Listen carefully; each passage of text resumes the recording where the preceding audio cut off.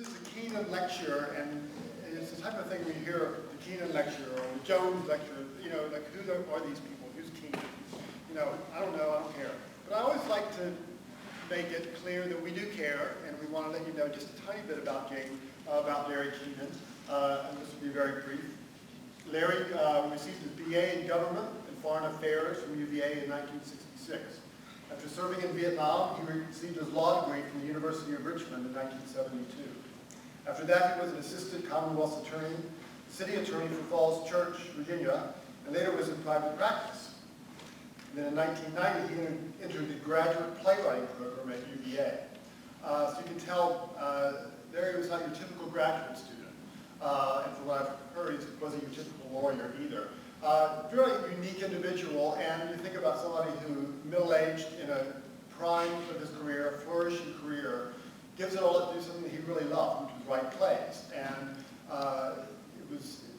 it shows the kind of individual Larry was and the uniqueness of his personality and his thinking. And he was, even though he was much older than even our graduate students, he flourished here. Everybody loved him. If you don't mind me name dropping, Tina Fey was a big fan of Larry's. He thought everything Larry did was great. And we all did, really. He was really a wonderful writer and person. He had plays that got produced around the country after he left here. Unfortunately, he died before his time. And then a few years after his death, his former wife, Judge Barbara Keenan, and his sister-in-law, Mary O'Brien, set up this series of memorial lectures. So I always like to remember Larry. Now, Mr. James Magruder. We're very happy to have here. James Magruder is a fiction writer, playwright, and translator. He received his doctorate in dramaturgy and dramatic criticism from the Yale School of Drama. His dissertation, 3 French comedies, was named Outstanding Literary Translation of the Year by the American Literary Translators Association. Today, his versions of Molière, Marivaux, Leviche, Dickens, and Marlowe, and many others have been produced across the country, and as Mr. Magruder puts it in his website, they've gone on to earn him tens of dollars. He also wrote the book for the, he says, ill-fated Broadway musical Triumph of Love, although Variety called it an adorable musical, so I don't know why he says it's ill-fated. He also wrote the play translation, adaptation, Triumph of Love, and in fact we have the honor to be producing that in the next year's season here in the Department of Drama, so please come back and see that next spring.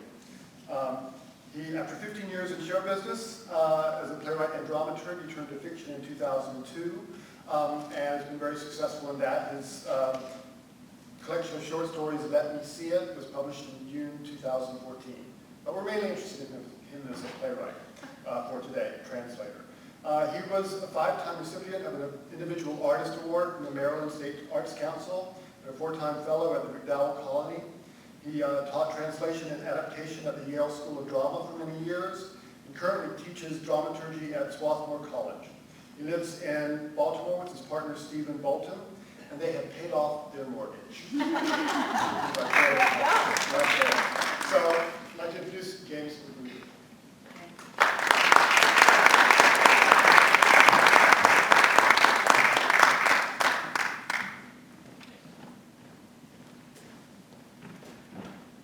Maybe we could take a break halfway through and you can check your devices for how the game is going. Thank you, Doug, Professor Grissom, and thank you for inviting me here. Thanks to Virginia Festival of the Book. I did an earlier thing about my fiction. I read from my fiction earlier. But I'm actually thrilled to have come through the snow today, driving from Baltimore to talk about Marivaux. And I suppose my life in show business and the art of translation and turning a translation into a Broadway musical and whatever you want to ask me questions about. And also I'm fair game to discuss the deathless question, what is a dramaturg? Because I've done that too. But I'm thrilled that the department is going to be doing The Triumph of Love, the play version by Marivaux that I wrote in order to get out of the drama school. in 1988 or 1987. As opposed to the musical. In fact, I was thinking on the way down in the snow, it's not that I walked, it makes it sound like I walked, that it's been about 25 years or 20 years since I've seen the play, not the musical. I see that every once in a while. So it'd be really fun because, of course, the play is so much richer than a musical. I love musicals, but so much richer than a musical can be. I always tell my students, when I give them assignments to write musicals, it's like, think of shifting from a pen, that dates me, to a chunky crayon. That's the music, the outline is a chunky crayon. So I think how this came about to be, The Triumph of Love, and again, it's part of my dissertation, 3 French comedies. As I said, tens of dollars. I was a French major as an undergrad, and then I went to grad school in the last Great Recession, which is the Reagan one, in 82, 83. Or that's when I graduated. There was nothing I knew how to do except read and write. And that was also the year they said that if you didn't know computers, you were screwed on the job market forever. What we didn't know as anxious Cornell seniors was, it didn't mean that you had to know how to program, it just meant you had to keyboard. But we were so stupid, so everyone signed up for these introductory computer courses and dropped out immediately. I mean, I was like, I was not going to blow my cum on something I couldn't do. I don't know, how did I get onto that? So I basically fled to grad school, and I went to the Yale, I started the Yale University PhD program in French literature in the fall of 1983. And after a year of that, I got my master's, actually, of serving time. I got my master's degree, and that summer I went back to Ithaca with the intention of studying for my pre-doctoral orals.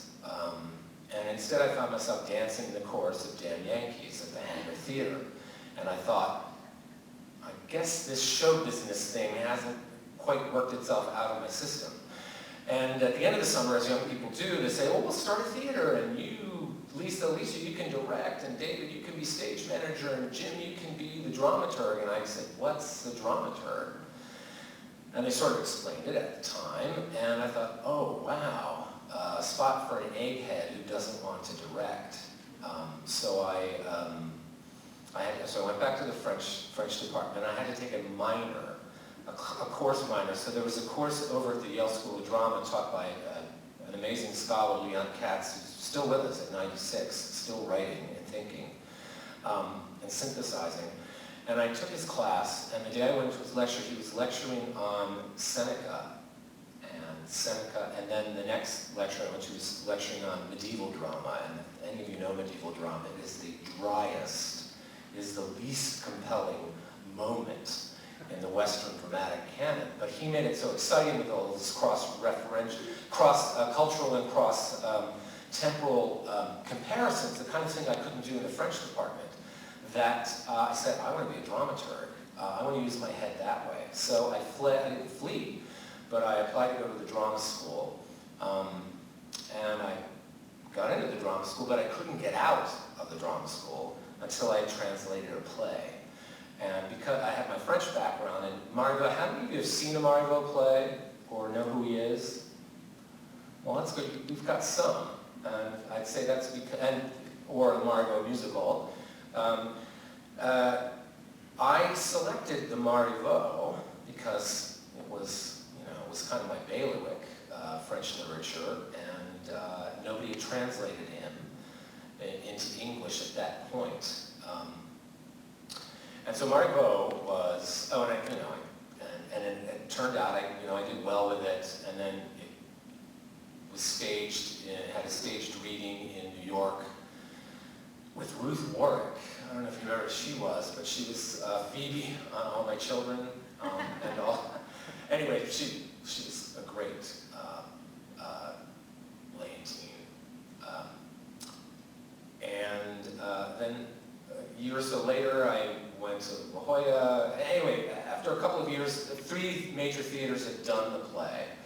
And then we decided to, of course, it's something succeeds in one way, well, let's turn it into a musical, and then let's turn it into a reality show, and let's turn it into a Saturday morning cartoon. But the Marivaux play, the reason why I picked this, Marivaux was a very private man in an hysterically public century, 18th century.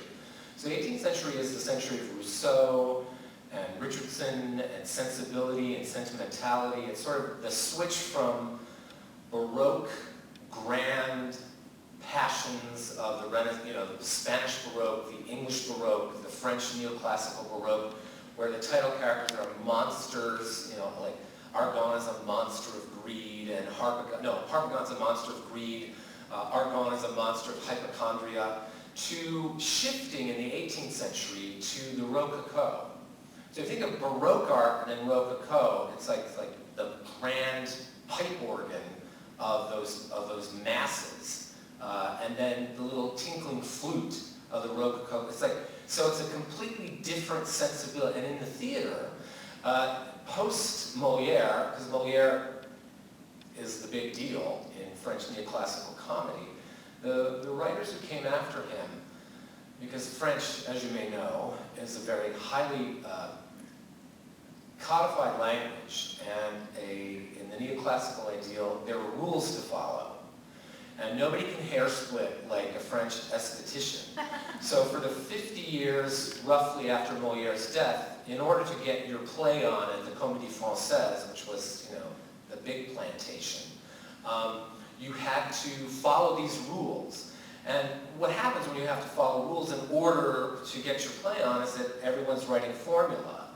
And, the spark that makes Molière a genius and makes him subversive and makes those things, like why we still do Molière is because he's raising questions about how humans behave that can never be fully answered. It's always the plays that raise questions and answer them, those date faster than they might as well be on television. So this is my way of saying, what came after Molière for at least a generation was incredibly dull and according to the rules. And then Marivaux came along and decided that, and not because he says, I'm going to make a revolution, but he decided that for him, what drove a comedy, you think about classic comedies, what drives them are young lovers who tend to be kind of boring, Molière or Calderon, and then they run up against these obstacles, angry parents, jealous rivals, hurricanes. And what happens is that they're in love and it runs the plot, and the plot of a classic comedy is getting, as someone once famously said, it's really basically getting the hymen. Getting the dad who says the opening of the play, no, no, no, you can't marry my daughter. By the end of the play, the daughter's been married against his wishes. So, but the obstacles that are set in the way are exterior. Now what Marivaux did, and along with Rousseau and Richardson later in the century in their novels, is he made self-reflection the obstacle.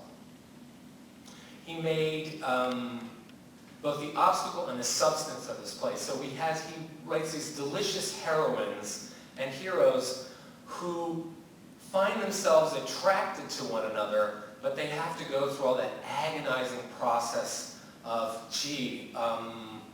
well, I like you, but I'm not in love with you. I mean, we owe, I love you, but I'm not in love with you to the 18th century. I mean, we think we've invented it, but it's been there for hundreds of years. It's this excruciating, I'm thinking of William Inge plays or, young lover plays where it's hesitations and fidgets and, oh, he looked at me today in math class, but what does that mean? And, that became, as opposed to exterior appearance, it's the heroines and the heroes had to go, I don't know how I feel, I'm feeling something, but I don't know what it is. So the play isn't it, I hope you understand what I'm saying. Of course, I don't think I'm that impenetrable.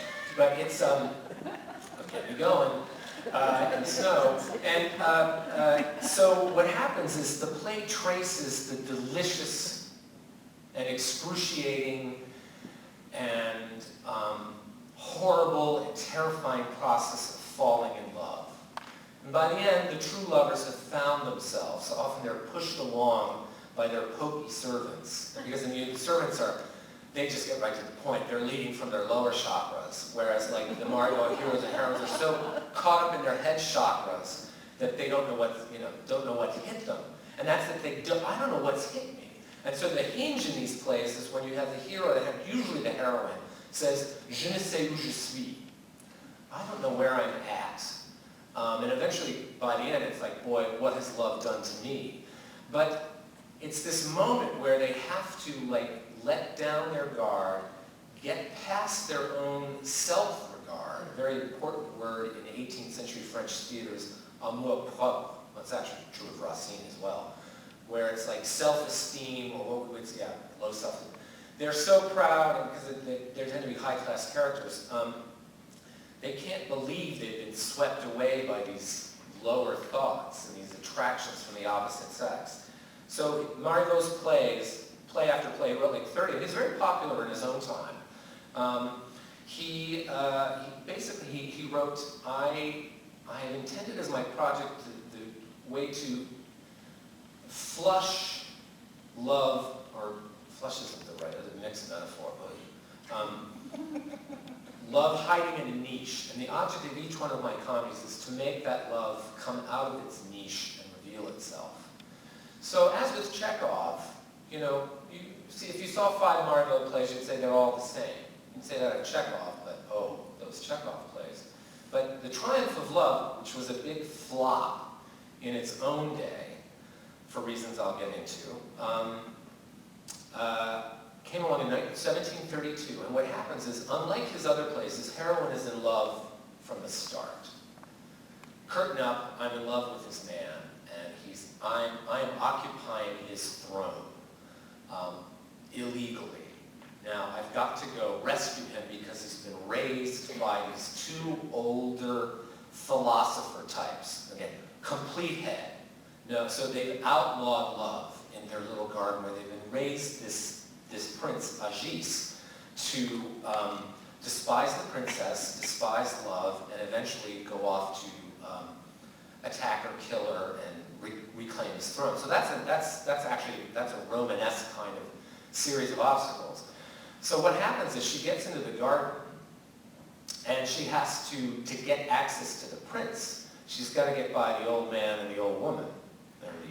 What am I talking? You know, when I started this, well, I had a full head of rich chestnut hair. She meets them, and she devises 3 separate identities and seduces them all.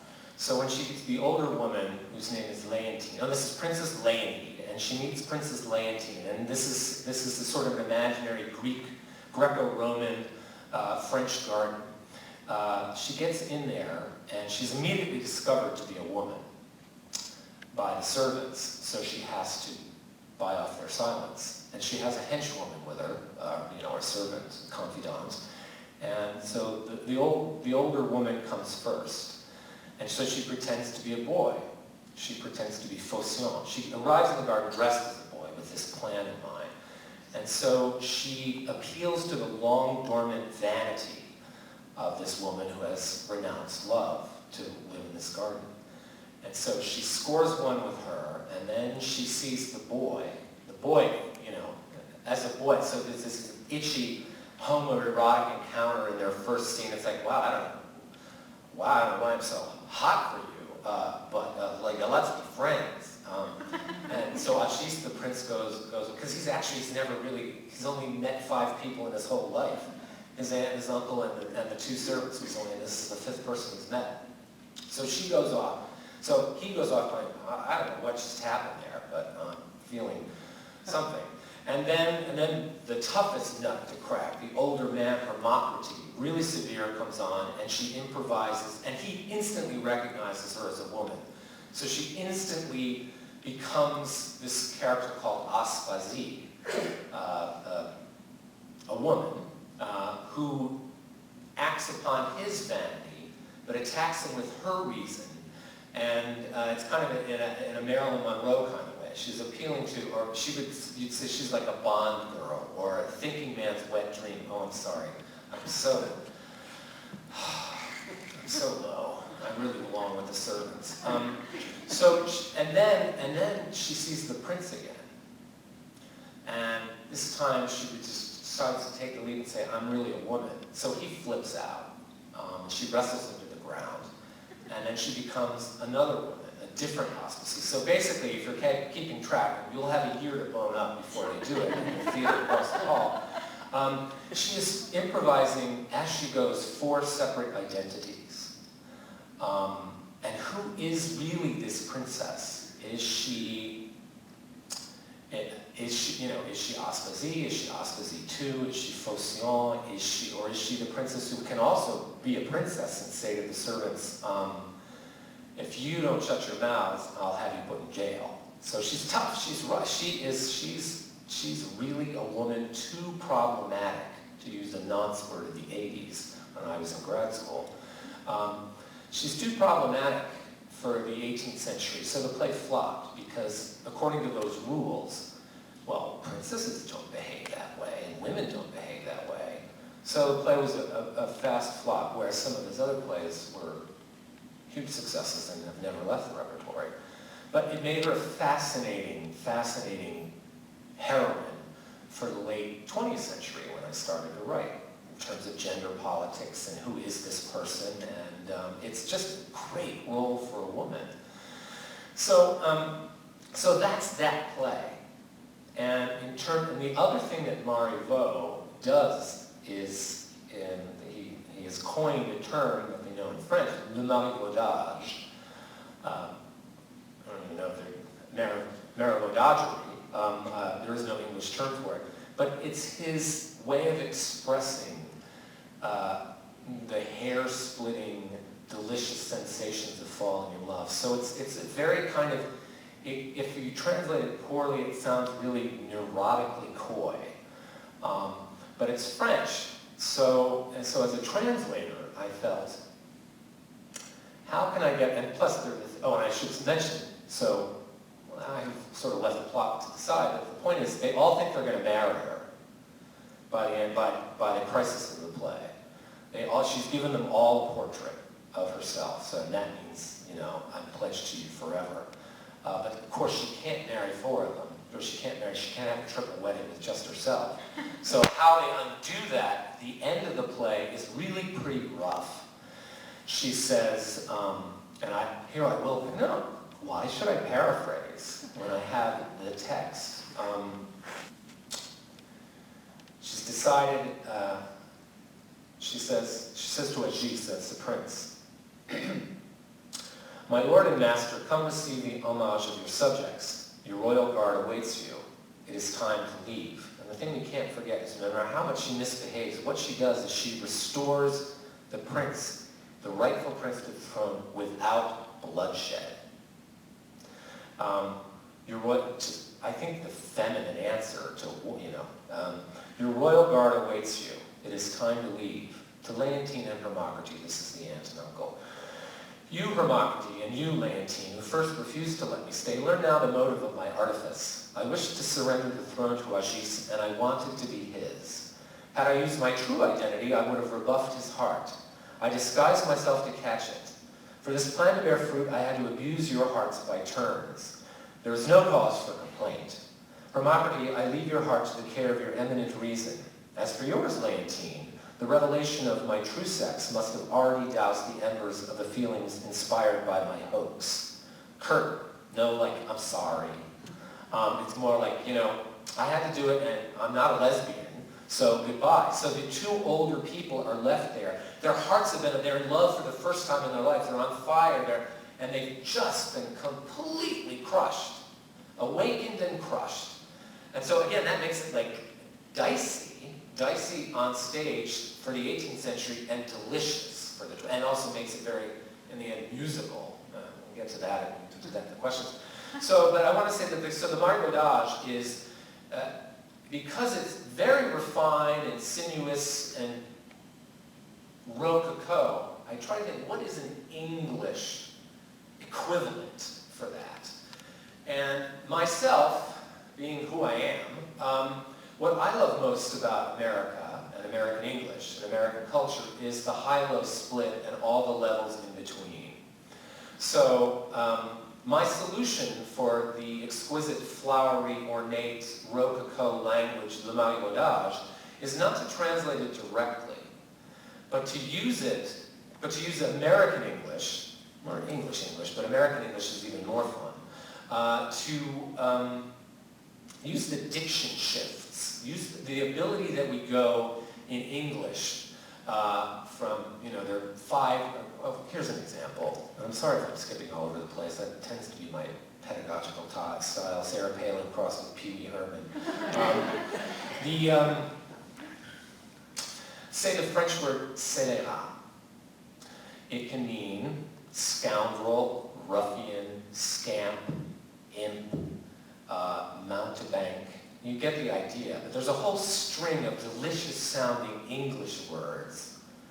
I mean, mountebank, scamp. I mean, scélérat's pretty good, but that's all they have. So, and it's because English has double the lexicon of French, because half of the English lexicon is Germanic. So there's, and then American English is just moving faster and faster while French tries to hang on.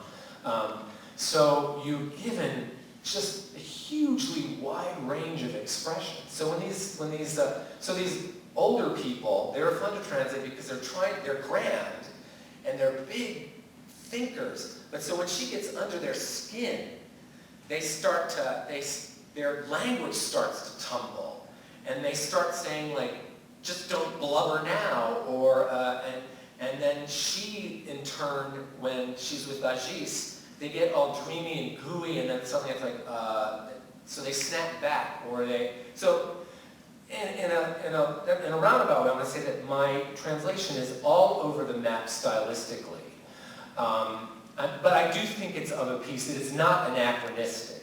I do that to Molière because he can survive me. But I really wanted to bring Marivaux, who I think is an amazing playwright. It's one of the joys of being a dramaturg is if you discover these undervalued or underknown plays, bring them to light, and then try to enrich our repertoire here. So the princess can go in any, picked at random.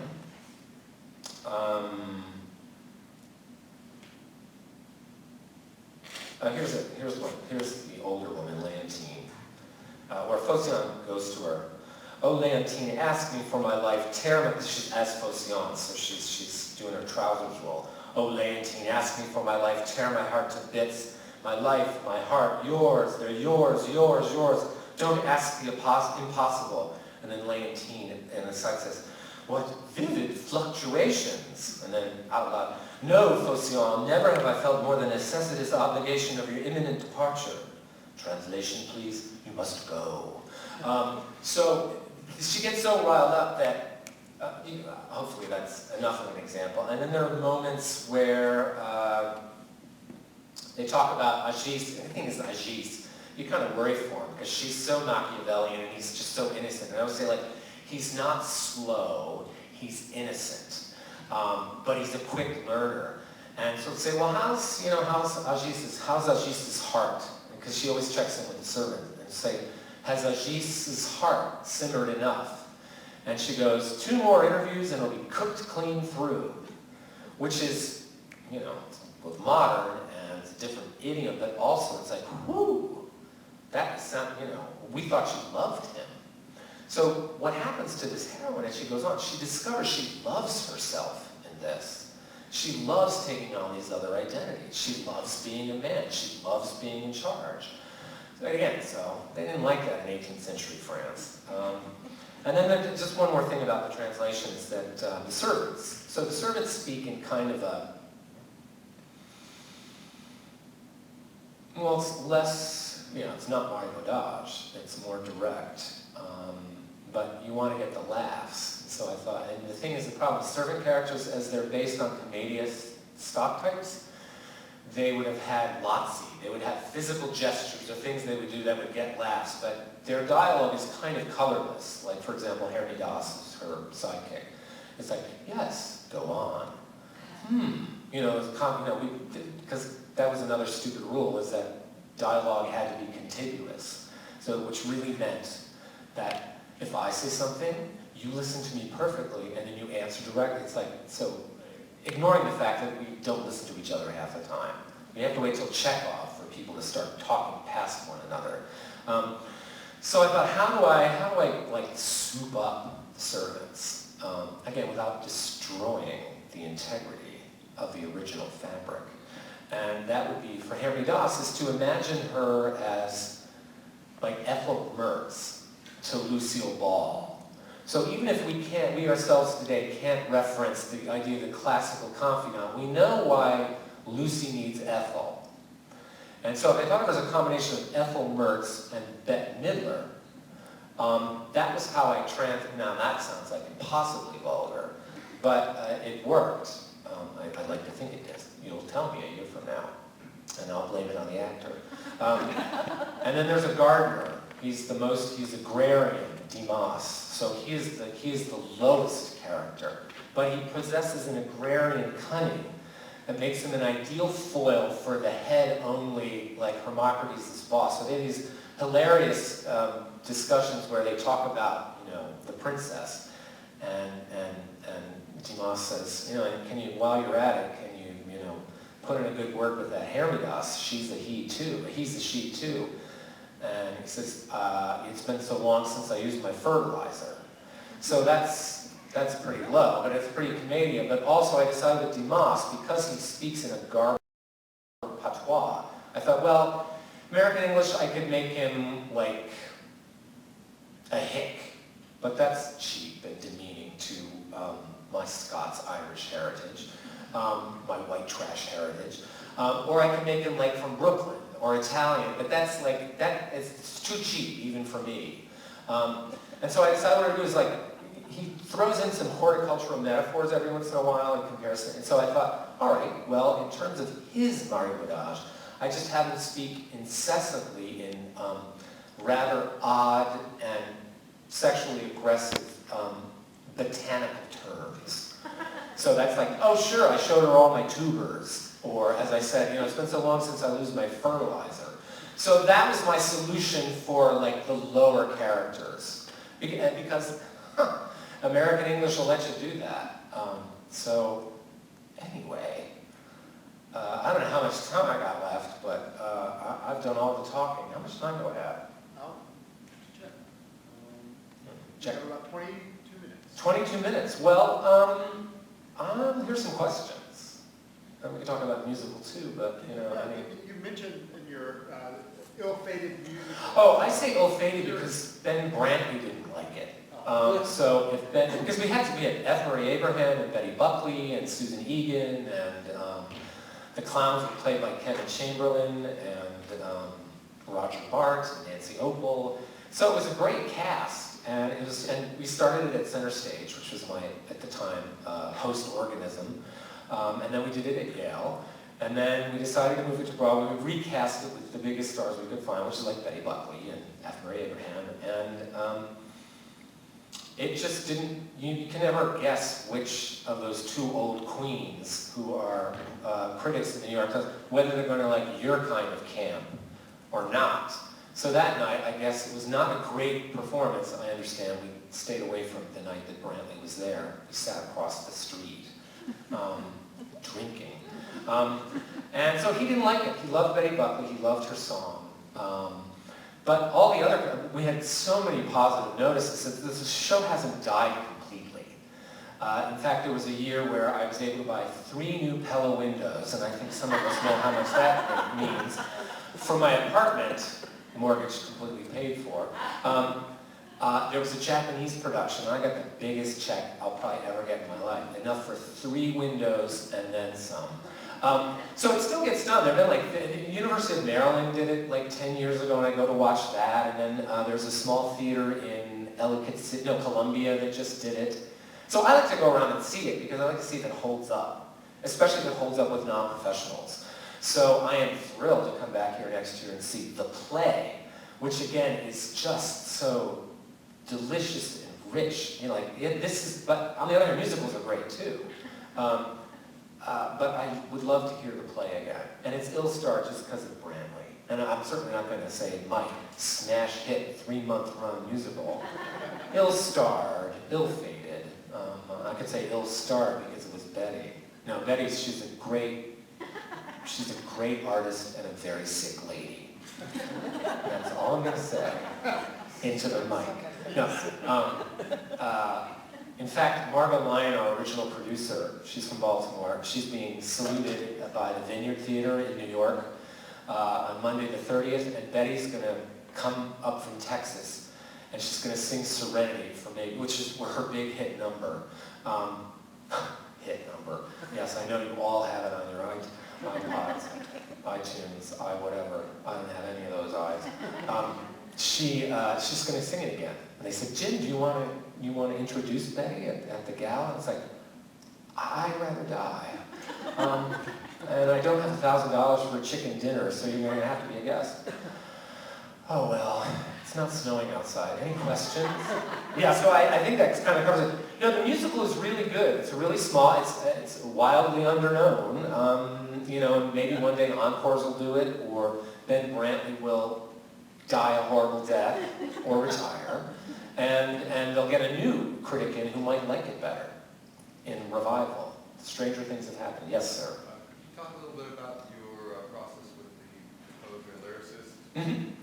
Question is composer and lyric, that collaboration. What was really cool is I had a very experienced Broadway lyricist, Susan Birkenhead. And what we discovered because we had basically turned Marivaux and my version of it into like the chunky crayon musical, we had to make sure that her lyrics and my book or my tendencies melded. And I think in the end that was a very successful match. I mean, if you saw the musical or read a copy of that script, you would see it is all of a piece. And then the composer was a different story. It was his Broadway debut. And in the last year of the collaboration, and this, as musicals go, we got it from start and open on Broadway in 2.5 years, and the average is like 8 years. But so in those 2.5 years, the last year, the composer and the lyricist couldn't be in the same room together. So it fell to the director, Michael Mayer, who's gone on to bigger things with Spring Awakening and American Idiots, and he had to play, is it Metternich, who's the great diplomat? Yeah, he had to play Metternich. And in the end, we had 3 songs in the score, actually not by that composer, because he just either dried up or ran out of, or got terrified, and he basically shut down. So 3 of the songs in there are by a composer, if you looked really closely at the credits in the CD, you'd see it wasn't Jeff Stock. So, you know, and these things, you know, musicals are, you know, they're very difficult to do, and do right. And there's usually somebody who's like the whipping boy or the one that gets turned on. Jeff, all these years later, it's been 17 years, I can see Jeff, he became the demon. And it's too bad, he's talented, he's gone on to write other things, but I don't think we'll ever email again. But he and the lyricist just in the end couldn't work together. It made it very, very difficult. But I had no problem with him. Yes, ma'am. Have you heard anything of an upcoming Broadway play which is a musical about the Clintons' years in the White House? You know, I'm vaguely aware of that. Did it start down here first? Yeah, I've heard that. I don't know. Yeah. I just wondered if you had. Any insight? No, I'm wondering who's playing them. But I'm dimly aware of that being a property, as they say.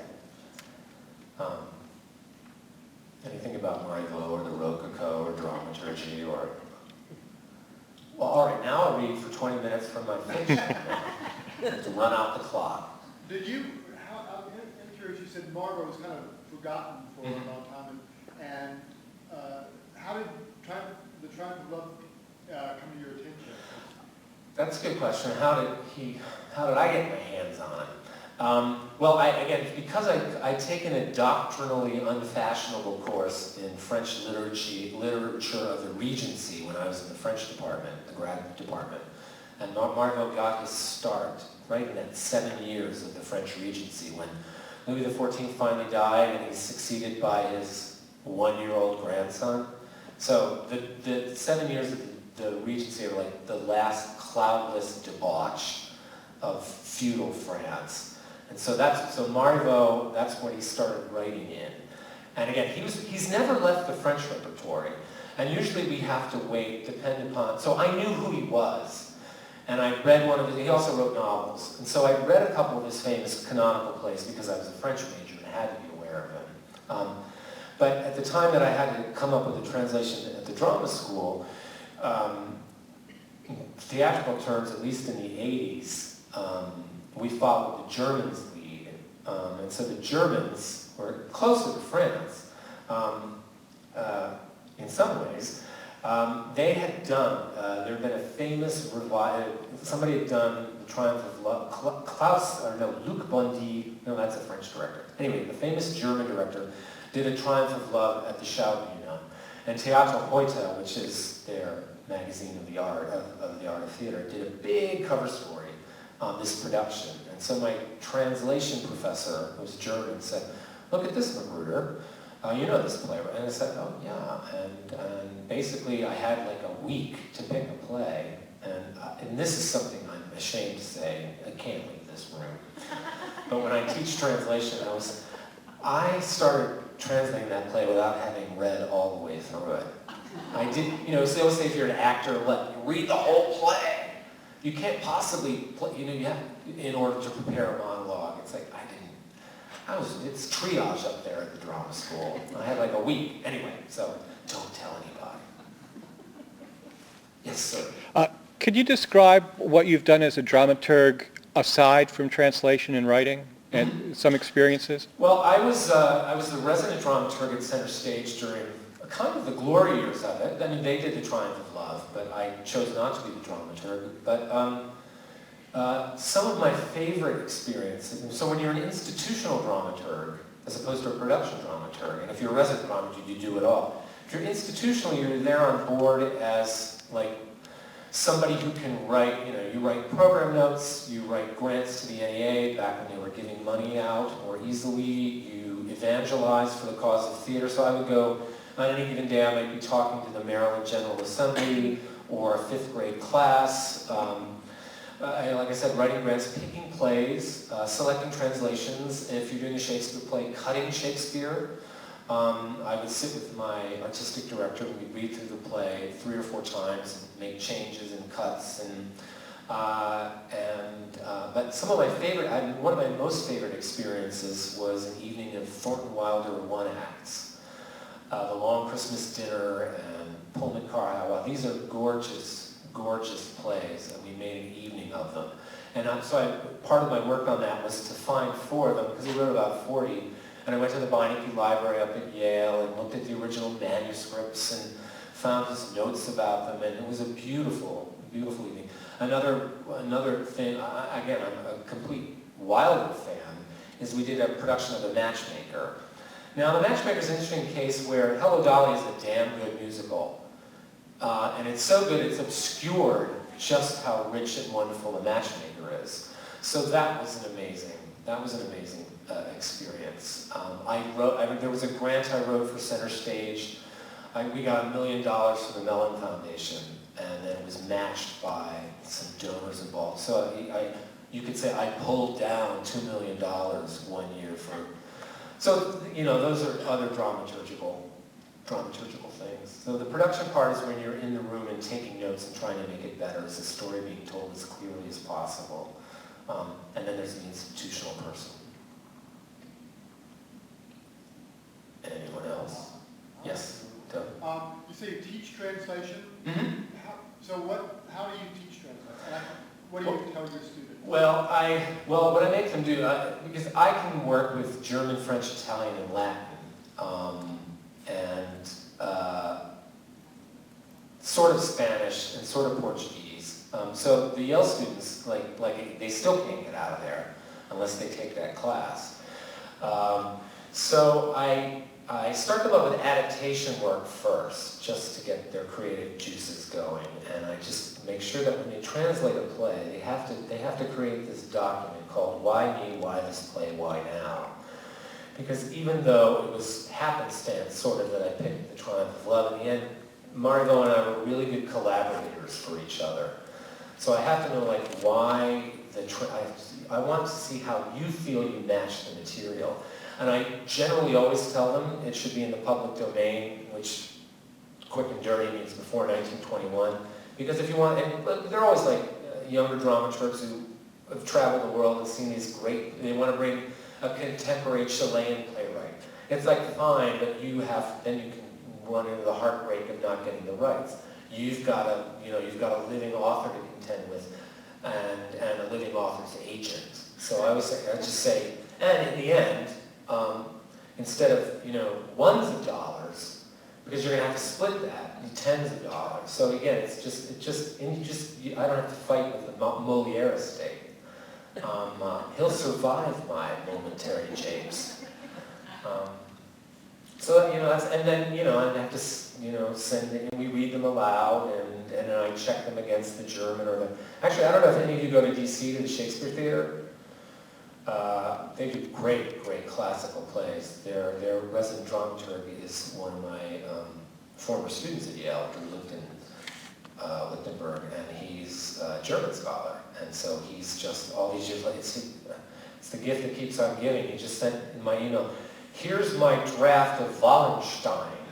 Please comment. It's like, oh my God, I gave up that gig years ago. But when you mentor or you teach, it's like you want to see that some of them go on. And I'd say for every year of 6 students at the drama school, 2 were just marking time, or just like they were playing triage, and I or that class was the lowest priority. But every 2 or 3 years, there'd be a person who really discovered that they had a flair for it or an interest in it, the way I did. It's like I would never be translating except I was forced to. So, like, I have a student who now has done she's a Russian person, so she's done all of Chekhov for theater in Oregon. So, and there's another friend, but it's touch and go. It's like I said, it's not terribly remunerative, and it's, you have to have a backseat ego to translate, and to be a dramaturg.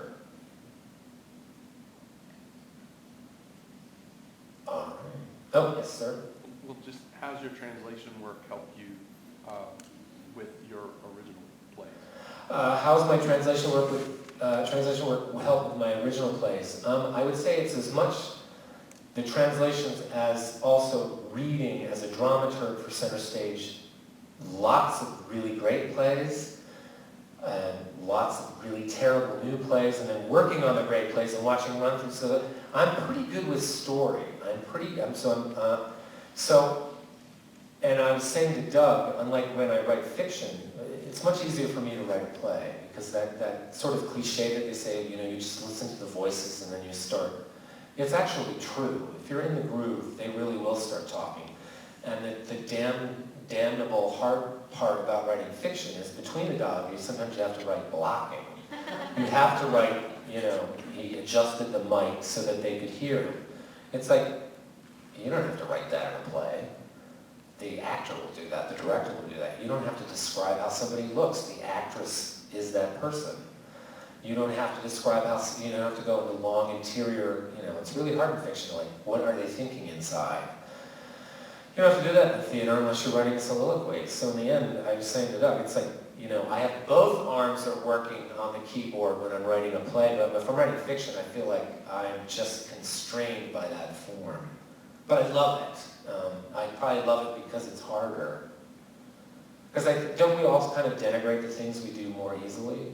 It's like, I was at McDowell once with some other fiction writers, and they knew I was a playwright. I said, oh my God, Magruder, I just can't write dialogue. I avoid it whenever possible in my stories. And it's like, I'm going, dialogue? It's just dialogue. But you realize that what's easy for you might be written, and I shouldn't denigrate dialogue. Anyway. Did that answer your question? Yes. Yes. What's the score? Actually, you could talk about anything. I think it's pretty entertaining. You could tell me how to spread birdseed and I listen. I don't know what the sport is. Okay. Oh, right, I know. I was going to make a joke. Isn't hockey wonderful? No, even I can get swept up in March Madness because, again, it's a really short span. I don't have the attention span for more than 2 weeks of this. But like Maryland's women's team is like really pretty great. I want them to win as much as I want anybody to win. Can I ask you one more question? Sure. Question about the process of writing the musical. Much control that you have in terms of driving the process? Who decides when you're going to put a song here, and when are they going to break out and sing? Do you control that, or did the lyricist say, I'd like a song now? Yeah, we were very, very lucky with Triumph of Love is that we had a director from the start, because Michael Mayer had directed the play off-Broadway, and then our producer, Margot Lyons, saw that and said, that should be a musical. So it was always like Michael was the final say, and Susan, because she was smarter and she had more experience, would tell me things like, I'd say, well, the song should do this and this, and she said, Magruder, a song can do only one thing. And she was right. I mean, it took me a couple of tries with the book, and what I also learned is like, it's the chunky crayon thing. In The Triumph of Love, the first scene between the princess and her confidant is about 5 pages of fairly confusing backstory. And here I'm like, spoiler alert. So just, and we discovered as a musical, the more and more we did it, we needed almost none of it. A musical just has to leap out of the gate. And what took 5 pages in the play, they needed 2 sentences, literally 2 sentences, before the opening number. So it was about sort of weaning me away, and Michael trusting me. It's as he would say after runs or drafts, say, I want more Magruder and less Marivaux.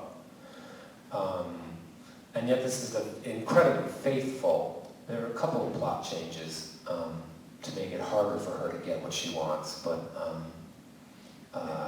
so the song placement. We'd sit around and talk and say, oh, there should be a song here for, or we knew that the first time that she would meet each of her romantic conquests, that has to be musicalized. So that's, but the problem is, in Act 1, is, because we turned a 3-act play into a 2-act musical, is that she really has to have 2 go-rounds with each lover. So that's like 6 seduction scenes. And we go like, oh my God, it felt like the world's longest first act. And we'd say, well, what if you, and I'd say, no, you can't. You can't take that out because that has to be musicalized. Anyway. And then when Betty Buckley took over, it looks like your hand was going up. Yeah, have you seen Hamilton? No, I'm really looking forward. Okay. Have I seen Hamilton? No, but I so want to, and I'm glad that it's moving to Broadway. This is the hip-hop/rap version of Alexander Hamilton's life. I'm especially excited because my absolute favorite American president, and I'm not just saying that because of where I am, is James Madison. It's because he was the shortest president, and I was a shrimp. And it's because he was a great writer. So Madison is a character in there, as is Jefferson and Dolly, and yeah. I can't wait to see it. People are excited. I mean, I'm an old jaded musical theater queen, but every once in a while, even now, there'll be a musical that comes along that makes me believe there's a dance in the old days still. And in the 21st century, Caroline, Adding Machine, and there's one more, but I'm hoping Hamilton is that, because as I was saying to a lovely woman in the audience before we started, at these, I'm older now, and life is too short for bad theater, especially at those prices. So if I'm at bad theater, it's like, these hours are never coming back again. So what attracts you to that play? To Hamilton? Well, the idea that it's that period of American history, and then it's gotten such amazing reviews, and my friends or spies in New York have said it's terrific. I mean, I'm not a fan of rap per se, but I'd love to see how they're using, because American theater has always cannibalized the vernacular music of its citizens in creating this form. So this is like, it's like when Hair was using rock music, but Manuel Miranda, who wrote is really smart. and really talented, and he's starring in it. And at that, we have to thank you very much for coming. And this, Thanks for having me.